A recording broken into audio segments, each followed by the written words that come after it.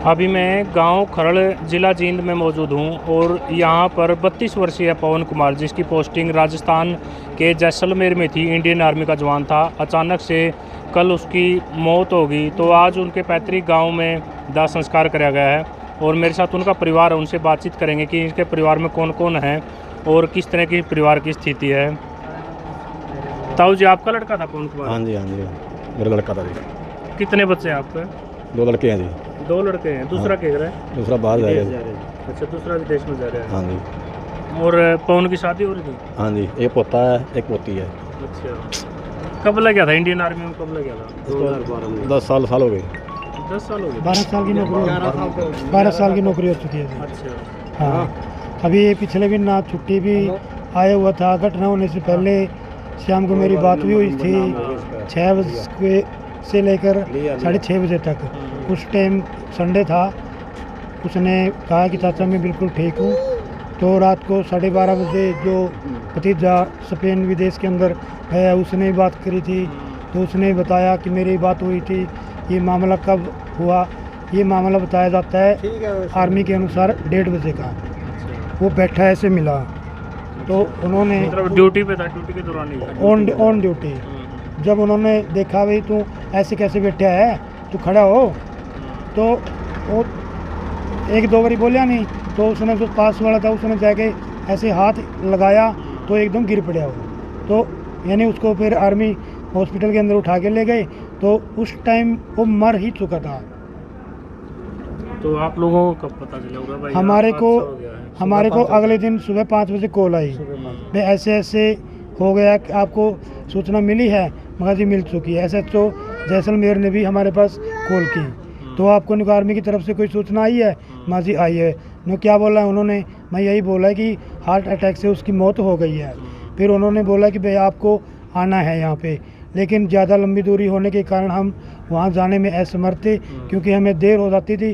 पहले ही हम यहाँ परेशान थे, जो लेडीज़ थी वो रो रो के उनका बुरा हाल था, इसलिए हमने जाने से मना कर दिया।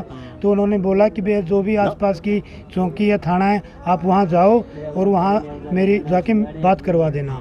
तो मैंने गाड़ी यहाँ चौकी दमतान साही पड़ती है, तो ASI विनोद है, उससे बात करवाई।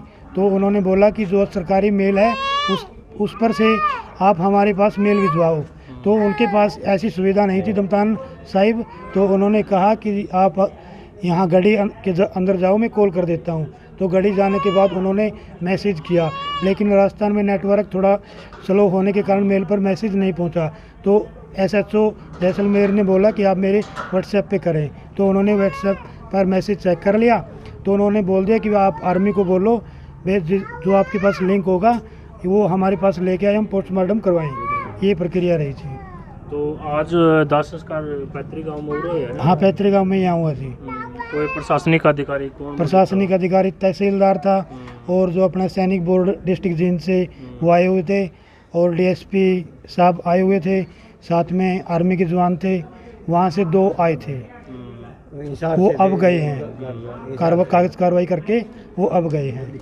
तो मतलब आप लोगों ने कुछ मांगा है गाँव में उनके नाम से, कोई स्मारक या फिर कोई स्टेडियम, ऐसा कुछ होना नहीं? देखो ऐसा तो होना चाहिए जी, बिल्कुल, क्योंकि शहीदी के नाम पर कुछ न कुछ तो देखो सरकार को देना चाहिए, हरियाणा सरकार को भी देना चाहिए।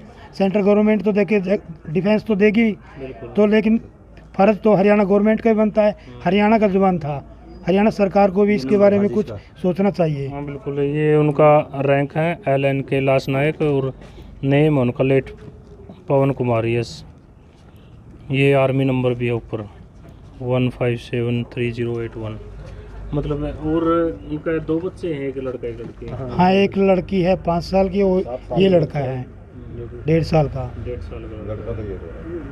मतलब स्टार्टिंग से ही जुनून था आर्मी को लेकर? हाँ बिल्कुल ही स्टार्टिंग से ही।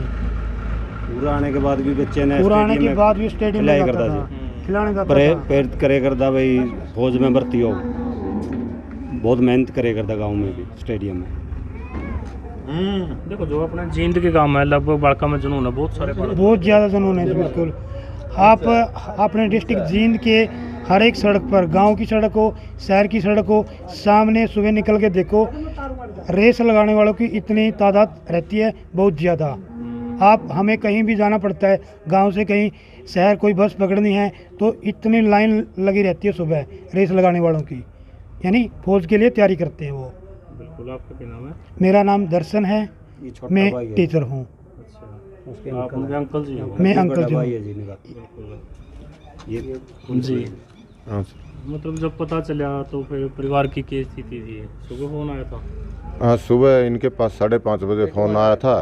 फिर इन्होंने मेरे पास, मैं टुहाना रहता हूँ, टुहाना पोस्टिंग है, 6:30 बजे ही मेरे पास गिरे। फिर मैं भी अपना यहाँ आ गया, बुरा हाल था यहाँ। फिर भागा दौड़ी, कभी गाड़ी चलो कभी उधर जाओ। तो आज तो गांव का तो शायद पहले ही मामला होगा कि पहले और भी कोई इस तरह से? नहीं, पहले ही मामला है जी, पुलिस का मामला था जी, पुलिस का जवाब सही दे रहा है। लेकिन वो इतना नहीं था जितनी तादाद में लोग यहाँ आए हुए थे आज। बिल्कुल आपको तो यूट्यूब के और चैनलों में भी देखा होगा ना, बिल्कुल तो बहुत ज़्यादा तादाद में भीड़ थी, सभी लोग दिल से चाहते थे। बिल्कुल बिल्कुल जी। तो बिल्कुल भाई, गांव के सरपंच और जो प्रशासनिक अधिकारी हैं सब तय अनुरोध रहेगा कि गांव में एक स्मारक बनाया जाए उनके नाम से। बिल्कुल ये काम होना चाहिए जी, बिल्कुल स्मारक या जी। फिर पार्क, ताकि जब तक गांव रोए नाम रोए लड़के का। देखो, शहीदी का दर्जा प्राप्त हुआ है, शहीदी के नाम पर कुछ न कुछ तो देखो गांव में कोई भी सार्वजनिक चीज़ है उसका इसके नाम से होना चाहिए। देखो बिल्कुल, ताकि और भी, हाँ, खेल स्टेडियम हो या फिर खेल स्टेडियम है ना, बच्चों को प्रैक्टिस करने के लिए समय मिले, जगह मिले। जगह नहीं है ना कहीं पर, स्टेडियम की बहुत ज़रूरत है। हाँ, उनके नाम से स्टेडियम होना चाहिए। तो इस वीडियो को ज़्यादा से ज़्यादा शेयर करियो भाई, ताकि प्रशासनिक अधिकारियाँ लगे पहुँचे, गांव का सरपंच भी सचेत हो है, ताकि खेल स्टेडियमों के नाम से बनाया जाए और भी बच्चे मोटिवेट हो हैं, आर्मी ज्वाइन करें, आगे बढ़ें।